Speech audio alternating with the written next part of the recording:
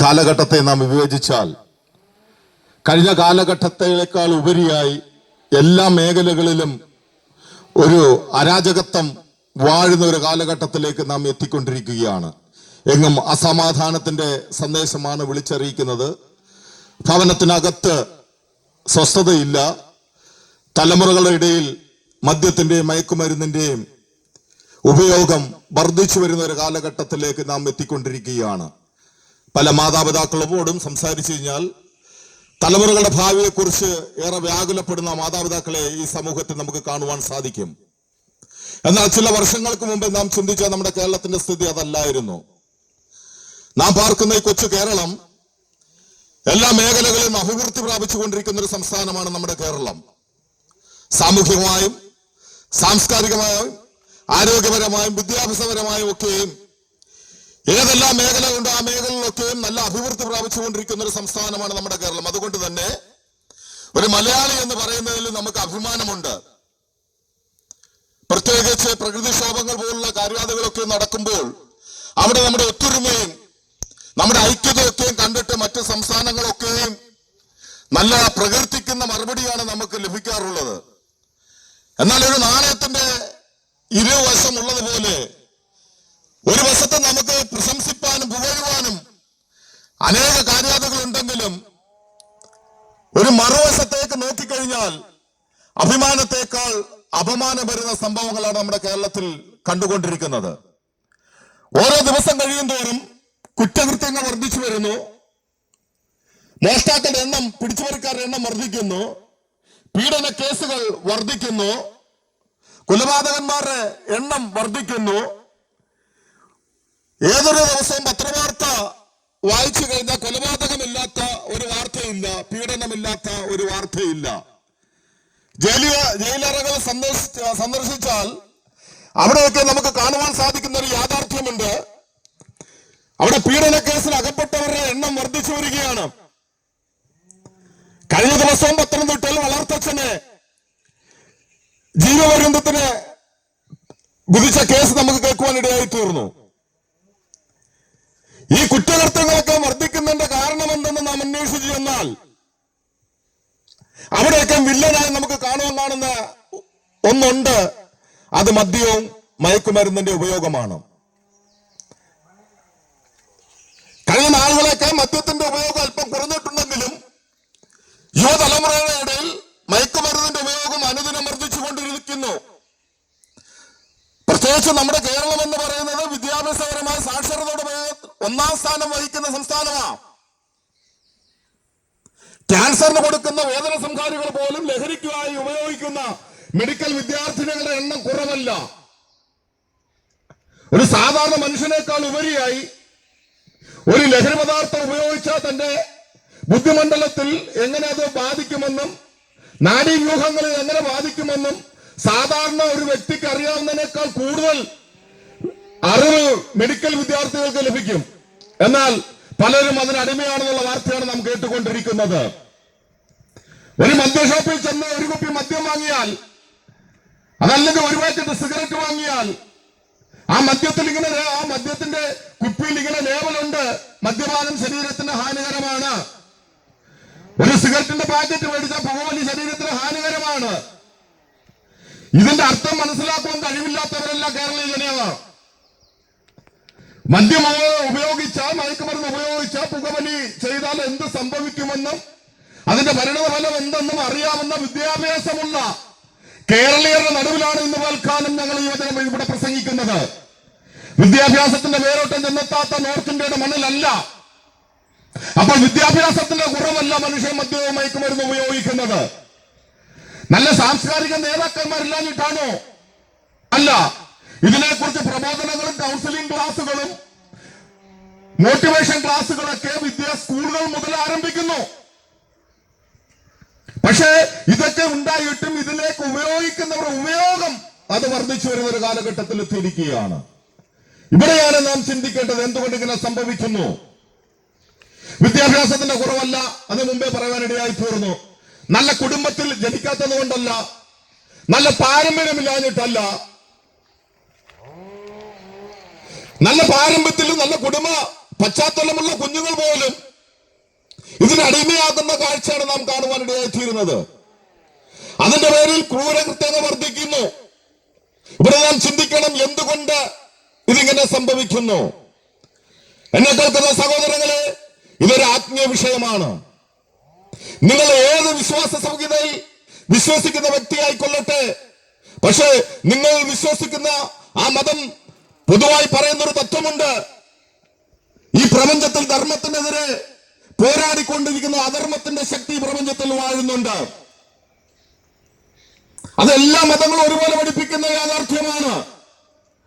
മനുഷ്യൻ നന്മ ചെയ്യണമെന്ന് ആഗ്രഹമുണ്ടെങ്കിലും നന്മ ചെയ്യുവാൻ കഴിയാതെ തിന്മ പ്രവർത്തിക്കുന്ന ഒരു അധാർമിക ശക്തി ഈ പ്രപഞ്ചത്തിൽ വാഴുന്നുണ്ട്. അത് സത്യമായ കാര്യമാണ്. അത് വെറുതെ ഇരിക്കുന്നില്ല. അത് മനുഷ്യനിലേക്ക് ആധിപത്യം ചെലുത്തിക്കൊണ്ടിരിക്കുന്നു. അധാർമിക മാർഗങ്ങളിലൂടെ സഞ്ചരിപ്പാൻ മറ്റ് ആസക്തിയിലേക്ക് അതിനെ വശീകരിക്കുന്നു. എന്തുകൊണ്ട്? മനുഷ്യൻ ജന്മനാപാപിയായതുകൊണ്ട്. ഒരു കുഞ്ഞ് ജനിക്കുന്നത് ഉരുവാകുന്ന നമ്മുടെ ഉദരത്തിൽ ഉരുവാകുന്നത് പാപത്തില. താൻ ജനിക്കുന്നത് പാപത്തില, വളരുന്നത് പാപത്തില, ജീവിക്കുന്നതും വളരുന്നതും മരിക്കുന്നതും പാപത്തില. പാപത്തിൽ ഉരുവായി പാപത്തിൽ ജീവിക്കുന്ന ഒരു വ്യക്തിയുടെ ചിന്തയിൽ പാപമുണ്ട്, തന്റെ പ്രവൃത്തിയിൽ പാപമുണ്ട്, തന്റെ വാക്കിൽ പാപമുണ്ട്. ഈ പാപസ്വഭാവമുള്ള മനുഷ്യൻ പാപസ്വഭാവമുള്ള ആസക്തി അവനെ വശീകരിക്കുകയും അധർമ്മമായത് ചെയ്യുവാൻ തനിക്ക് അറിവുണ്ടെങ്കിലും അറിവിന് ഉപരിയായി അധാർമികമായ കാര്യാദികൾ ചെയ്യുവാൻ അതിനെ പ്രേരിപ്പിക്കുന്നു. അതുകൊണ്ടാണല്ലോ ഞാൻ പറഞ്ഞ് വിദ്യാഭ്യാസത്തിന് കുറവല്ല, നല്ല കുടുംബത്തിൽ ജനിക്കാത്തത് കൊണ്ടല്ല, നല്ല പാരമ്പര്യം ലഭിക്കാത്തത് കൊണ്ടല്ല. ഇതൊക്കെ ഉണ്ടായിട്ടും അതിലേക്ക്, ആ ചേറ്റുകണ്ടത്തിലേക്ക് മനുഷ്യൻ പോകുന്നുണ്ടെങ്കിൽ അത് ആത്മീയ വിഷയം മാത്രമാണ്. ഇവിടെയാണ് ഞങ്ങൾ പ്രസംഗിക്കുന്ന സുവിശേഷത്തിന്റെ പ്രസക്തി. ഒരു പാപിയായ മനുഷ്യൻ ഒരിക്കലും തന്റെ പാപ സ്വഭാവം വിട്ട് നല്ലൊരു ദൈവിക സ്വഭാവത്തെ പുറപ്പെടുവിക്കുവാൻ സാധിക്കുകയില്ല. എന്തെന്നാൽ അവൻ ജന്മനാ പാപിയാണ്. പാപത്തിന്റെ പരിഹാരം കാണാതെ ഒരു മനുഷ്യന് ഒരു നല്ലൊരു ജീവിതം കാഴ്ചവെക്കുവാൻ സാധിക്കുകയില്ല. എങ്ങനെ പാപത്തിന് പരിഹാരം കാണും? മനുഷ്യന്റെ ചിന്തയിൽ ഉരുത്തിരിഞ്ഞ ആശയങ്ങൾക്കോ കണ്ടുപിടുത്തങ്ങൾക്കോ സാങ്കേതിക വിദ്യകൾക്കോ പാപത്തിന് പരിഹാരം കാണുവാൻ സാധിക്കില്ല എന്നുള്ള യാഥാർത്ഥ്യം ഈ ദേശത്തോട് ഞങ്ങൾ വിളിച്ചറിയിക്കുകയാണ്. മനുഷ്യന്റെ സകലമായ കണ്ടുപിടുത്തങ്ങളും പരാജയപ്പെട്ട രണ്ടിടമുണ്ട്. അതൊന്ന് മരണത്തിൽ നിന്ന് നീക്കുപോക്കും, പാപത്തിന്റെ പരിഹാരവും. തന്റെ കണ്ടുപിടുത്തങ്ങളിൽ നിന്നും അവർക്കതിന് പരിഹാരം കാണാൻ കഴിയുകയില്ല. മനുഷ്യ സൃഷ്ടി മുതൽ മനുഷ്യൻ തന്റെ ചിന്തയിൽ ഉരുത്തിരിഞ്ഞ പല ആശയങ്ങളും തത്വസംഹിതകളും പാപത്തിന് പരിഹാരമായി ഉപയോഗിച്ചിട്ടുണ്ടെങ്കിലും അതൊക്കെ പരാജയപ്പെട്ട ഇടത്ത് കാലത്തിന്റെ തികവിൽ തേജോമനായ ദൈവം, വിശുദ്ധിയിൽ ഭയങ്കരനായ ദൈവം, അടുത്തുകൂടാൻ കഴിയാത്ത വെളിച്ചത്തിൽ വസിക്കുന്നവരായ ദൈവം തന്നെ തീരുമാനമെടുത്തുകൊണ്ട് ഈ ഭൂമിയിലേക്ക് ജഡാവതാരമെടുക്കുവാനിടയായി തീർന്നു. താൻ ജഡാവതാരമെടുക്കുന്നതിന് മുമ്പ് ഏത് ഉദരത്തിൽ ജനിക്കുന്നുവോ ആ ഉദരത്തോട് പറയുവാനിടയായി തീർന്നു, ജനിക്കുന്ന ശിശു തന്റെ ജനത്തിന്റെ അകൃത്യങ്ങളിൽ നിന്ന് തന്നെ മോചിപ്പിക്കുന്നവരാകിയാൽ രക്ഷകൻ എന്നർത്ഥമുള്ള യേശു എന്ന് പേരിടണം. ഇന്ന് പൽക്കാലം എന്നെ കേൾക്കുന്ന പ്രിയപ്പെട്ടവരെ, ഞങ്ങൾ ആ യേശുവിന്റെ സുവിശേഷം കൂടെ അറിയിക്കുമ്പോൾ ഇന്ന് പൽക്കാലം ഞങ്ങൾ ഒരു കാര്യം വിളിച്ചു പറയാം. യേശു എന്ന പേര് ഒരു മനുഷ്യന്റെ ബുദ്ധിയിൽ ഉദിച്ച പേരല്ല. ദൈവം മനുഷ്യനായി ഭൂമിയിൽ പിറക്കുവാൻ തീരുമാനിച്ചപ്പോൾ ദൈവം ദൈവത്തിനിട്ട പേരാണ് യേശു എന്ന പേര്. അർത്ഥം രക്ഷകൻ, തന്റെ ജനത്തെ തന്റെ അകൃത്യങ്ങളിൽ നിന്ന് മോചിപ്പിക്കുന്നവൻ. ആ ദൈവ മനുഷ്യനായി ഭൂമിയിൽ പിറക്കുകയും മനുഷ്യരോട് ഒരുമിച്ച് വസിക്കുകയും അവരെ പാപത്തെ കുറിച്ച് പഠിപ്പിച്ചു, ദൈവ സ്നേഹത്തെ കുറിച്ച് പഠിപ്പിച്ചു, ദൈവത്തിന്റെ കൃപയെ കുറിച്ച് പഠിപ്പിച്ചു.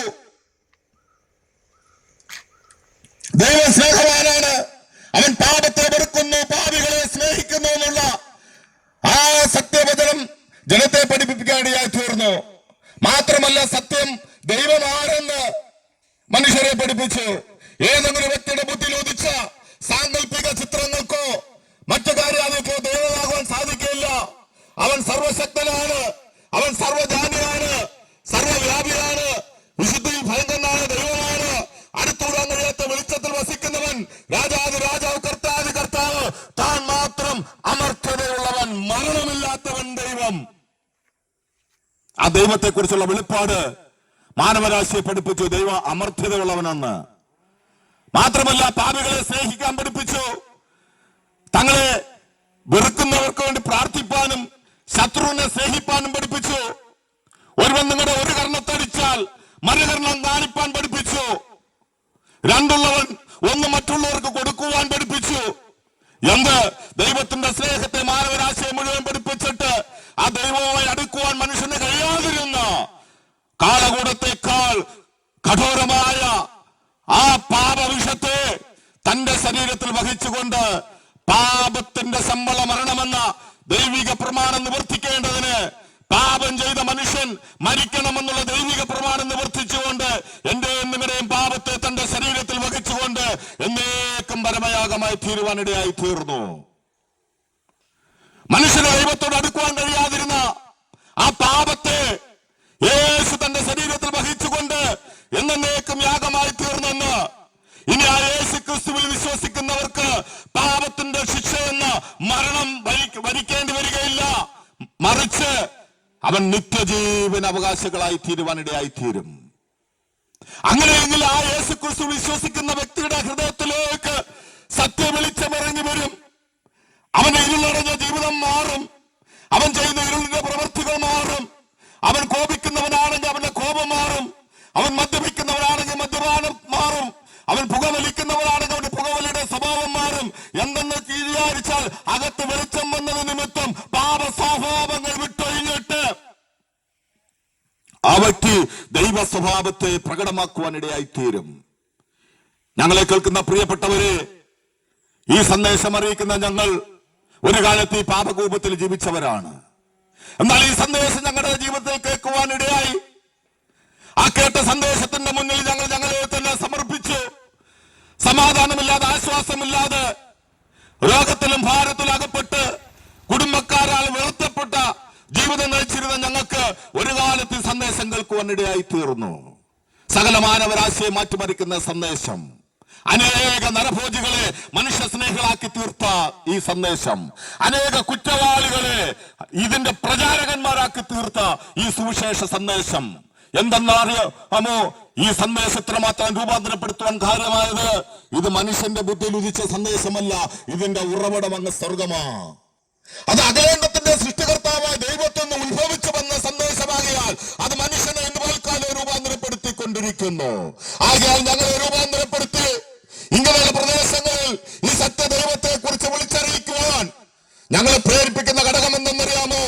ആത്മഹത്യ ചെയ്യുവാൻ പലതവണ ചിന്തിച്ചാൽ ഞങ്ങളെ അതിൽ നിന്നൊക്കെ മാറ്റി ഈ സന്ദേശങ്ങളെ രൂപാന്തരപ്പെടുത്തിയെങ്കിൽ ഒരു യാഥാർത്ഥ്യം ഞാൻ വിളിച്ചു പറയാം.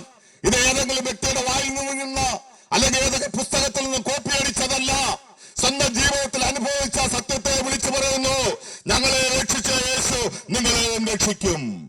ഞങ്ങളുടെ ജീവിതത്തെ മാറ്റിമറിച്ച യേശു നിങ്ങളുടെയും ജീവിതത്തെ മാറ്റിമറിക്കും. ആ സുവിശേഷം ഇന്നും ജീവിക്കുന്നു. ആ സുവിശേഷത്തിന്റെ സത്യം ഇന്നും പാപികളെ മാനസാന്തരപ്പെടുത്തിക്കൊണ്ടിരിക്കുകയാണ്. അതൊരു നൂറ്റാണ്ടിൽ മാത്രം സംഭവിച്ച സംഭവമല്ല. ഇന്നും പാപികൾ മാനസാന്തരപ്പെടുന്നു.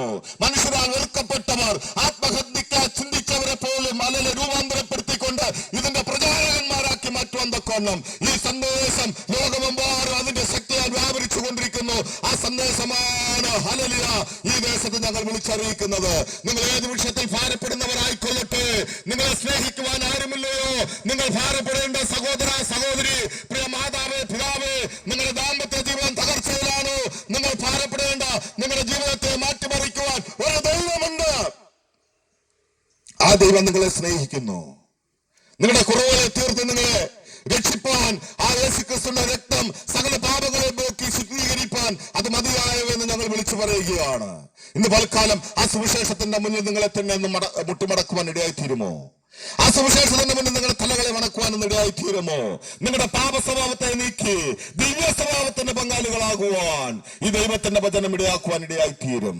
ഈ പ്രദേശ നിവാസികളെ, നിങ്ങളെ ദൈവം സ്നേഹിക്കുന്നു. അതുകൊണ്ടാണ് ഞങ്ങൾക്ക് ഈ പ്രദേശത്ത് കടന്നു വരുവാൻ ഇടയായി തീർന്നത്.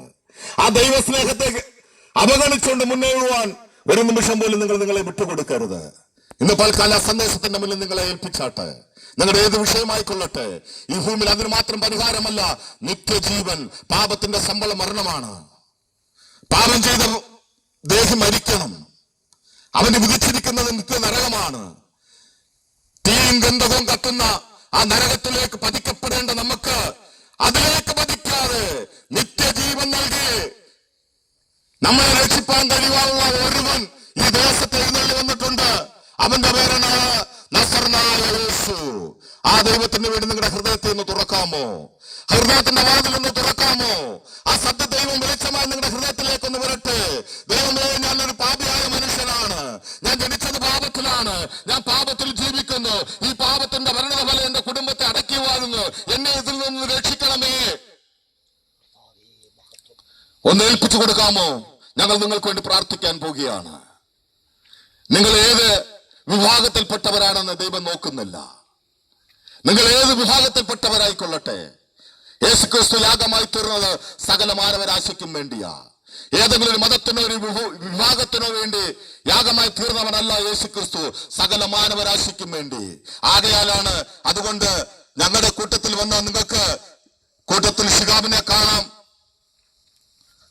ഇവിടെ ജയകുമാറിനെ കാണാം, ഇത് സേവ്യറിനെ കാണാം, ഇവിടെ നിസാറിനെ കാണാം, ഇവിടെ മാധവിക്കുട്ടിയെ കാണാം, കാർത്തികേയമ്മയെ കാണാം. ഇവിടെ സകല വിഭാഗത്തിൽപ്പെട്ടവരെയും ഈ കൂട്ടത്തിൽ കാണാം. കാരണം ദൈവത്തിന്റെ സ്നേഹം അവര് ഒരു ചെങ്ങലയ്ക്കുള്ളിൽ കെട്ടിയിട്ടിട്ട് ആ സ്നേഹം അനുഭവിപ്പാൻ തക്കോണം ഇടയായിത്തീരുന്നു. ഞങ്ങളുടെ ഒത്തൊരുമയാണ് ആ സ്നേഹത്തെ വിളിച്ചറിയിക്കുന്നത്. അതുകൊണ്ട് ഇന്ന് പൽക്കാലം ഈ സന്ദേശം ഇവിടെ ഞങ്ങൾ കൺക്ലൂഷൻ ചെയ്യുമ്പോൾ ഈ സ്നേഹത്തിലേക്ക് നിങ്ങളെ ഞങ്ങൾ സ്വാഗതം ചെയ്യുകയാണ്. നിങ്ങളുടെ പാപങ്ങൾക്ക് കഴുകി നിങ്ങളെ ശുദ്ധീകരിപ്പാൻ യേശുക്രിസ്തുവിന്റെ രക്തം മതിയായവ. ഞങ്ങൾ നിങ്ങൾക്ക് വേണ്ടി പ്രാർത്ഥിക്കാൻ പോവുകയാണ്. നിങ്ങൾ ഇരിക്കുന്നിടത്ത് നിന്ന് എഴുന്നേൽക്കാമോ? ഇപ്പോൾ പ്രിയ സേവ്യർ സാർ നിങ്ങൾക്ക് വേണ്ടി പ്രാർത്ഥിക്കുന്നതായിരിക്കും. പരിശുദ്ധനായി ഞങ്ങളുടെ ദൈവമേ, ഈ ദേശത്തെ അങ്ങയുടെ കരങ്ങളിൽ ഏൽപ്പിക്കുന്നു. അങ്ങയുടെ മാറ്റമില്ലാത്ത സത്യസുവിശേഷം ഈ ദേശത്തോട് അറിയിക്കുവാൻ സ്വർഗം ഞങ്ങൾക്ക് കൃപ തന്നല്ലോ. ഈ വചനം കേട്ട എല്ലാ പ്രിയപ്പെട്ടവരെയും അവിടുന്ന് സന്ദർശിക്കണമേ. വെറും കേൾവിക്കാരല്ലപ്പാ, അതിനപ്പുറമായി ദൈവവചനം ഹൃദയങ്ങളിൽ ക്രിയ ചെയ്യപ്പെട്ടവരായി അത് 30, 60, 100 മേനി വിളയുന്ന അനുഭവത്തിലേക്ക് അത് അവരെ നിത്യജീവനിലേക്ക് നടത്തുന്നവരായി ദൈവം തീർക്കുമാറാകണമേ എന്ന് പ്രാർത്ഥിക്കുന്നു. പാപത്തിൻ്റെ ചേറ്റുകുണ്ടിനകത്ത് ആർക്കും വേണ്ടാതെ തള്ളപ്പെട്ട അനുഭവത്തിൽ ജീവിതത്തിൻ്റെ പ്രതിസന്ധികളുടെ നടുവിൽ, കഷ്ടങ്ങളുടെ നടുവിൽ, രോഗങ്ങളുടെ നടുവിൽ, കുടുംബ തകർച്ചകളുടെ നടുവിൽ, ഒറ്റപ്പെടികളുടെ നടുവിൽ, വേദനയിലും ഭാരത്തിലുമൊക്കെ ആയിരിക്കുന്ന പ്രിയപ്പെട്ടവർക്കായി ഞങ്ങൾ ദൈവത്തോട് പ്രാർത്ഥിക്കുന്നു. സ്നേഹത്തിൻ്റെ ആഴമായി കാൽവരി ക്രൂശിൽ ഞങ്ങൾക്ക് വേണ്ടി യാഗമായി തീർന്ന യേശുക്രിസ്തുവിൻ്റെ സ്നേഹത്തിൻ്റെ സന്ദേശം ഈ പ്രിയപ്പെട്ടവരെയൊക്കെ തൊടുമാറാകണമെന്ന് ഞങ്ങൾ പ്രാർത്ഥിക്കുന്നു. ആ സ്നേഹത്തിലേക്ക് അവരും കടന്നു വരുവാൻ, ആ സ്നേഹത്തിൻ്റെ ആഴങ്ങളിൽ കർത്താവെ അവരുടെ ഉൾത്തടത്തിൽ നിത്യജീവൻ്റെ വെളിപ്പാട് പ്രാപിക്കുവാൻ ദൈവം സഹായിക്കുമാറാകണമെന്ന് പ്രാർത്ഥിക്കുന്നു. വചനം കേട്ട എല്ലാവരും അവിടെ നിന്ന് അനുഗ്രഹിക്കണം. രോഗികളെ സൗഖ്യമാക്കണം. വേദനയിലും കഷ്ടത്തിലും ഭാരത്തിലും ഒക്കെ ആയിരിക്കുന്നവർക്ക് ആശ്വാസവും വിടുതലും അയക്കണമെന്ന് പ്രാർത്ഥിക്കുന്നു. ഞങ്ങളുടെ കൂടെ ആയിരിക്കുന്ന ടീമിലെ എല്ലാ പ്രിയപ്പെട്ടവർക്കായി സ്തോത്രം. എല്ലാവരെയും അനുഗ്രഹിക്കണം. ഈ ദേശത്തെ പിതാവിൻ്റെയും പുത്രൻ്റെയും പരിശുദ്ധാത്മാവിൻ്റെയും നാമത്തിൽ ഞങ്ങൾ അനുഗ്രഹിച്ച് പ്രാർത്ഥിക്കുന്നു. അനുഗ്രഹമായി തീരട്ടെ യേശു ക്രിസ്തുവിൻ നാമത്തിൽ തന്നെ, ആമേൻ. യേശു ക്രിസ്തു പാപികളെ രക്ഷിക്കുന്നു. യേശു ക്രിസ്തു രോഗികളെ സൗഖ്യമാക്കുന്നു. യേശു ക്രിസ്തു പരിശുദ്ധാത്മാവിനെ ധാരമായി നൽകുന്നു. യേശു ക്രിസ്തു രാജാതി രാജാവായി വേഗം വരുന്നു. ദേശമേ ഒരുങ്ങിക്കൊള്ളുക, നിന്റെ ദൈവത്തെ എതിരേൽപ്പാൻ ഒരുങ്ങിക്കൊള്ളുക. Hallelujah, hallelujah, hallelujah.